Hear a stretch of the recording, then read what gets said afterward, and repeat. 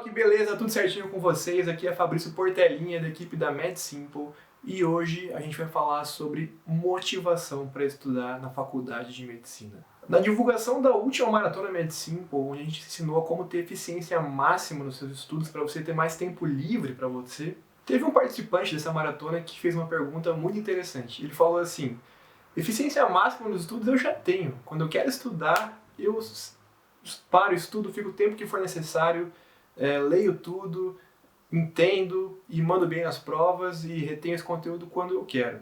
Mas o problema é motivação para estudar. Motivação para poder aplicar essa eficiência máxima. Na verdade, as palavras que ele usou foi força para estudar. Eu não tenho força para estudar.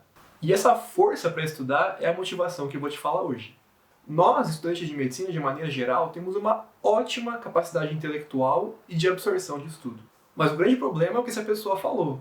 Essa força, essa energia para começar a estudar e se manter estudando.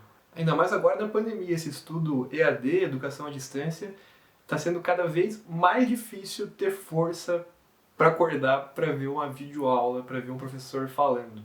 Teve uma pessoa que falou assim para mim uma vez: eu já não tinha motivação para estudar antes da pandemia. Imagina agora na pandemia. E é aí que está a grande questão que eu quero falar com você hoje. Será que existe como você trabalhar a sua motivação? Ou seja, será que existe uma fórmula mágica que te ajuda a ter mais motivação? O que você acha? E a resposta é sim, existe uma fórmula que nos ajuda a ter mais motivação para estudar. E a verdade é que existem dois tipos de motivação. Existem dois tipos de energia, de força que nos movem a fazer qualquer coisa, basicamente, inclusive estudar. Na motivação extrínseca, como o nome já diz, é quando a gente toma uma atitude ou uma decisão baseada em fatores externos a nós. Seja uma recompensa, ou para fugir de um castigo, ou para evitar que algo ruim aconteça conosco, ou para conseguir algo bom ou um benefício ao tomar essa atitude. Por exemplo, trabalhar para ganhar dinheiro. Você trabalha não porque você gosta, tem prazer de trabalhar, mas alguém que trabalha para poder ganhar dinheiro, para pagar os boletos. Ou você trabalha para ganhar dinheiro, para comprar um carro, para mostrar para os outros que você tem dinheiro, que você tem bens. Ou seja, a sua motivação é extrínseca a você. Não é porque você gosta, é porque é para mostrar para os outros, é para pagar um boleto, é para pagar as contas. Um exemplo muito mais extremo, que a gente lembra da história lá atrás, de uma coisa muito triste que aconteceu no país, foi a época da escravidão. Os escravos trabalhavam não porque eles gostavam, é óbvio que não. É porque se eles não trabalhassem, eles seriam castigados, maltratados ou até mortos. Então isso também é um exemplo de motivação extrínseca. Eles faziam aquilo por uma força extrínseca a eles. E no caso dos estudos, a gente às vezes só estuda para a gente não morrer no semestre, ou seja, para não reprovar. Ou estuda na véspera de prova para tirar aquela nota mínima para não morrer no semestre. Ou então, vou estudar só porque os meus pais pagam a minha faculdade, né? Ou eu vou estudar para passar na prova de residência. Tudo isso são exemplos de motivação extrínseca. Você não está estudando porque você gosta, você está estudando por algum motivo externo a você. Tem uma amiga minha que diz que a frase que a mãe dela diz mais para ela é: imprime aí. Imprime o quê? Imprime o boleto para pagar a mensalidade da faculdade. Ou seja, já está na cabeça dela que ela tem que estudar para honrar a mãe dela do boleto que ela paga da faculdade dela. E o que se sabe sobre essa motivação extrínseca é que ela não é muito duradoura. Você pode até começar a tomar alguma atitude, começar a estudar por causa da motivação extrínseca, mas ela não é eficiente para te manter fazendo aquela atividade a longo prazo. Ou seja, se você estuda principalmente por uma causa extrínseca, é muito difícil que você se mantenha estudando e com qualidade a longo prazo. A maior chance é que você desista no meio do caminho e fique cansado ou cansada, ou estressado ou estressada, e vá fazer qualquer outro tipo de atividade. Por outro lado, na motivação intrínseca, você consegue sim manter um hábito a longo prazo. E a motivação intrínseca é aquela que você realmente faz aquela atividade porque você realmente gosta e tem prazer naquela atividade. Ou seja, nada mais é do que o puro prazer em realizar aquela atividade. Não sei se você aí surfa ou conhece alguém que surfe, mas se você conhece ou se você surfa, você sabe que surfista ele é meio louco da cabeça, né? Porque eles acordam 5 da manhã e vão pra praia, pode estar chovendo, a água pode estar gelada, pode ser inverno, e eles vão lá surfar para pegar as melhores ondas, porque eles amam aquilo que eles fazem. Ah, Fabrício, então eu entendi. Existe a motivação intrínseca e a extrínseca, e a boa é a intrínseca. A intrínseca é aquela que vai fazer eu estudar por mais tempo, vai fazer eu praticar uma atividade a longo prazo com mais consistência. Isso eu entendi. Mas e aí?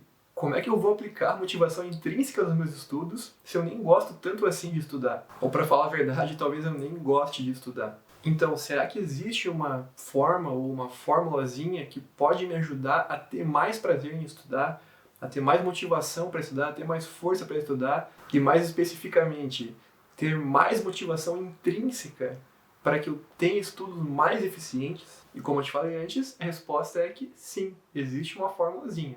Não é uma lavagem cerebral que vai te obrigar a fazer alguma coisa ou que você vai gostar de estudar do nada. Mas são pequenas atitudes que você pode cultivar que com certeza vão aumentar a sua vontade de estudar, inconscientemente. E existem 3 fatores que a gente pode trabalhar para melhorar a nossa motivação intrínseca para estudar.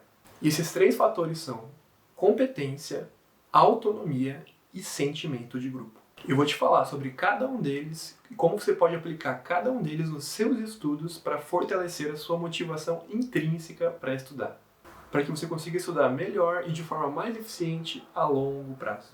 O primeiro deles é a competência. Claramente, quase que obviamente, para que você goste de uma atividade, você tem que se sentir competente naquela atividade. Você tem que se sentir bom ou boa naquela atividade. Senão, claramente, o destino é que você desista daquela atividade. Ou, no caso dos estudos, desista de tentar estudar. Por exemplo, um exemplo pessoal meu. Eu não sou muito bom em jogar futebol, eu sou um perna de pau. Então, a consequência é que eu não curta muito jogar futebol. Mas um vôlei de quadra, por outro lado, no vôlei de quadra, vôlei de praia, eu me dou bem. Então, a tendência é que eu prefira jogar vôlei do que futebol. Isso é natural do ser humano. Nós preferimos fazer coisas que nós nos sentimos competentes. Ah, mas Fabrício, eu acho que eu sou burra, eu não consigo aprender nada direito na medicina. Cara, todo mundo que vê um assunto pela primeira vez acha esse assunto sempre muito difícil. Ou pelo menos muito mais difícil do que ele realmente é.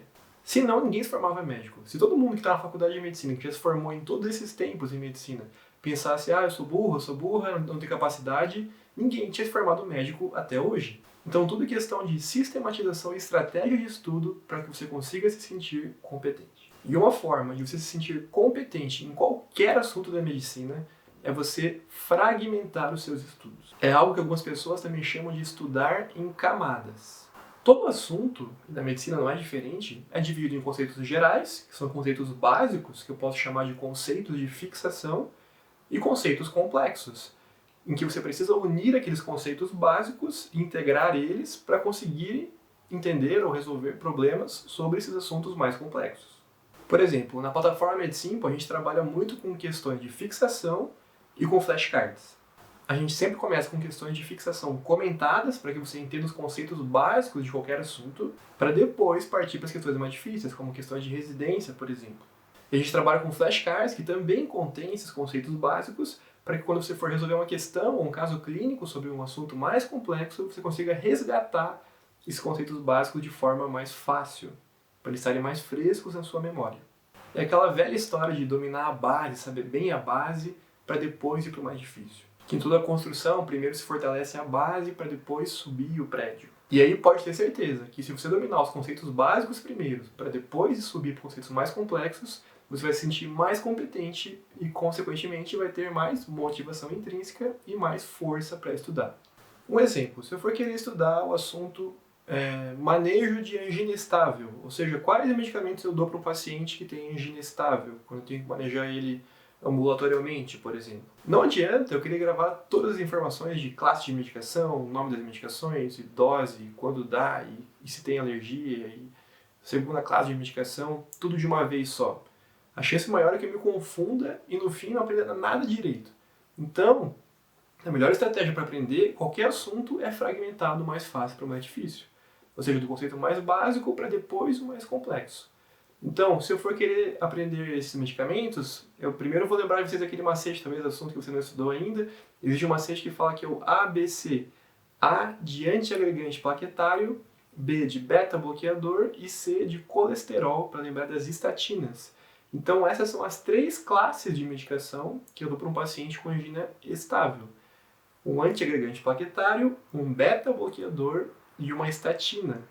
Só depois que eu já tenho segurança dessas informações de quais são as classes de medicamento que eu vou dar, depois que eu vou começar a pensar quais são os nomes dessas medicações, ou seja, me dá um exemplo aí de antiagregante plaquetário. A aspirina, por exemplo. Beta-bloqueador, um atenolol, por exemplo. Uma estatina, uma atorvastatina. Tá? Então, primeiro eu vou aprender as classes de medicação, para depois o nome da medicação. E por último, eu vou, por exemplo, querer gravar as doses da medicação, que é uma coisa muito mais específica, muito mais difícil, que talvez não seja nem necessário gravar, seja mais fácil consultar. Tá? Então, lembra, aprenda do mais fácil para o mais difícil, de forma em camadas, em fragmentos. Primeiro nesse exemplo, né? Classe de medicação, para depois o nome, para depois a dose. O segundo fator que vai fortalecer a sua motivação para estudar é a autonomia. Mas o que é isso? É você sentir que você consegue aprender ou fazer uma atividade da forma que você gosta mais, do jeito que você gosta mais. Você não é fechado ou preso a uma forma, mas você tem liberdade de escolher várias formas, vários modos para fazer uma mesma atividade. Por exemplo, se eu vou na academia e eu quero malhar o músculo do peitoral, eu posso malhar usando halteres, eu posso malhar usando uma barra, eu posso malhar usando uma máquina, e tudo isso com o mesmo objetivo. Percebe como eu tenho autonomia, eu tenho liberdade para malhar de várias formas para atingir o mesmo objetivo? Se eu quero malhar a perna, eu posso malhar livre, eu posso malhar com um equipamento, eu posso malhar numa máquina, tudo com o mesmo objetivo. Ou seja, você é livre para escolher a forma que você quer fazer aquela atividade. Então, autonomia é isso, é essa liberdade de poder usar várias ferramentas diferentes para atingir o mesmo objetivo da maneira que você se sente melhor, da maneira que você se adapta melhor. E para estudar a mesma coisa, você pode estudar fazendo um resumo, fazendo post-it, fazendo exercícios, ouvindo podcast, vendo videoaulas, fazendo flashcards, da maneira que você achar melhor. Só que aí tem um porém. Não adianta você usar dessa liberdade para escolher métodos ineficientes de estudo. Porque o que vai acontecer? Você vai estudar de forma errada, ineficiente, e você vai se sentir o quê?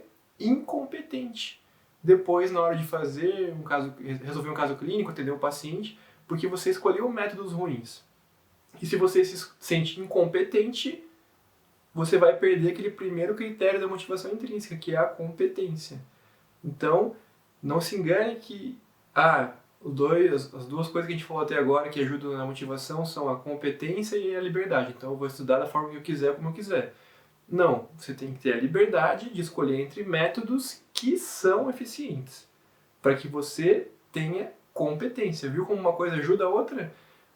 Escolher métodos eficientes, né, de forma livre, mas dentro de métodos que são eficientes, para aumentar a sua competência e ter mais motivação e prazer para estudar. Por exemplo, na MedSimple, se você acompanha a gente já há um tempo, você sabe que a gente é fã de carteirinha e defende com todas as forças os métodos ativos de estudo, que são os métodos mais eficientes para você conseguir aprender e fixar algum conteúdo, que são as questões e os nossos flashcards, e também a gente trabalha com união de questões e flashcards de forma integrada, e também usamos macetes e uns resumos dinâmicos, não resumos normais para você só simplesmente ler, são resumos dinâmicos que te questionam durante o resumo.